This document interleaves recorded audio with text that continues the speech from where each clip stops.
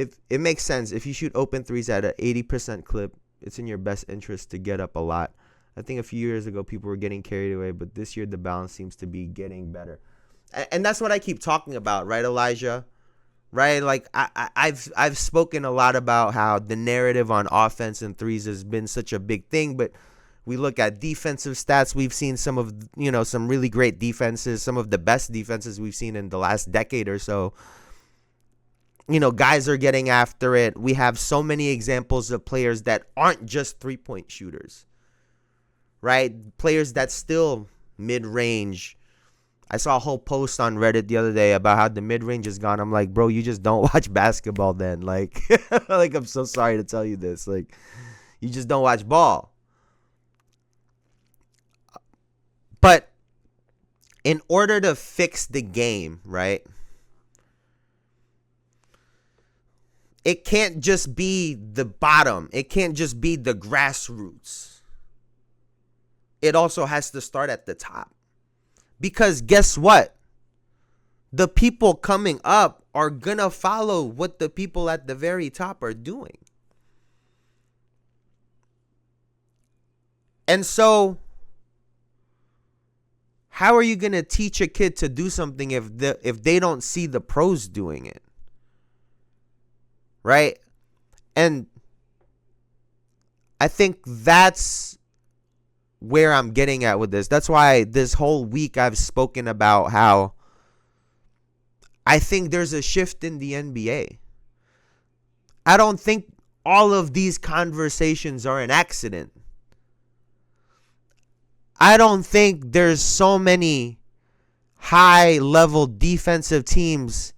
I don't think it's an accident. I think it's a product of teams have watched what the winning teams have done over the last couple of years. And I think that the Boston Celtics have had a really big impact on what we're seeing right now. Because they're a team that has two stars that could dominate the ball. One of them that shoots a lot of fucking threes. But he can get to the free throw line. They play defense as a team. There's a lot of positives that you could take away from the Boston Celtics. Hell, even taking it back further, the Golden State Warriors, they were great on defense all of those years. And I think it's taken time, but the other teams are catching up. They've figured out that, oh shit, maybe it's not just the three-point shot.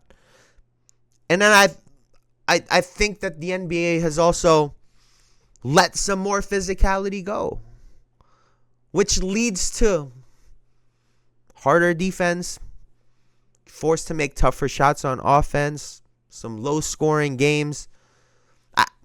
Like I said, I think this is a part of the arc of, we're trying to make the NBA better. We're trying to revive the league. And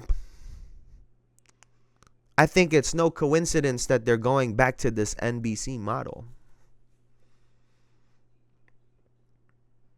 where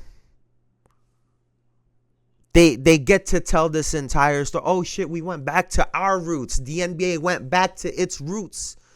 And then the game got better. And then the game started to improve. And then we went back to more physicality and more this and more that. And the NBA gets to tell a story.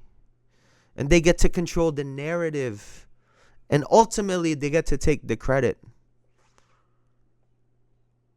I've enjoyed the physicality 100%. The same folks that complained about too much three-point shooting, too much offense, this, that, and the third. They can't complain when the score is 91-80. You can't complain about it. Right?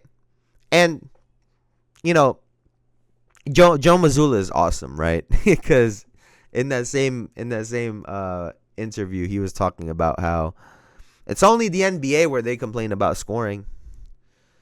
Like, you don't hear about it in soccer or football.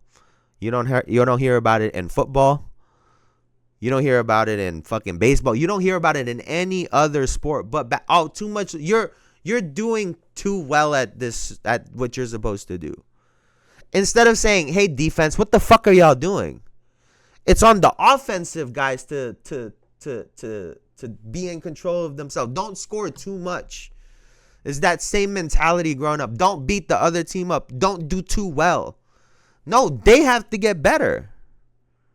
What are you talking about? Don't score. That's what we're doing here. And what have we seen this year? The defenses have picked up. I said it 2 weeks ago. This NBA season will be defined by defense.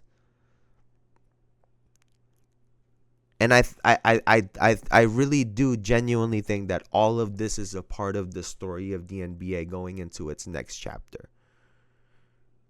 Because when it comes to the viewership, right, the real issue is that they split everything up now. If you guys look at the NBA League Pass in fine print, you pay all that money to not be able to watch like a good 30% of the NBA games live. You have to always wait like a day or two or some shit. They've made it more difficult to watch NBA games. And the other part in it too is all of live TV has suffered over the last 10 to 20 years. All of primetime television, it's not what it used to be. So if you're judging the NBA by the same model and metrics that they were judging a good television broadcast in 2001, well then guess what? You're gonna look stupid because the numbers are gonna look totally off because the average consumer don't watch the same the way that they used to. Even our parents don't watch TV like they used to. They're on their phone watching videos. The entire model has changed. So the metrics have to change. Why don't we pool all of the numbers from all of the different sites together? Y'all know what I'm talking about. Pool all of those numbers and see what the fuck the number looks like. See what it looks like. Just see what it looks like. Then you take all of the TikTok videos, the Instagram videos, the YouTube shorts, all the shorts, the reels. Take all of those videos and views, put them together and see what the number looks like.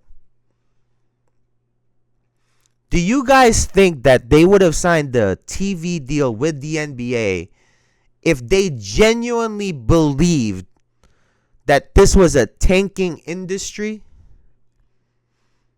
I mean, yes, I know we've seen people throw money around everywhere, but do you really think that they would have signed a major deal if they thought that this was not a profitable business? And so that's where we're at with the NBA. Don't worry, the change is coming. The change is coming.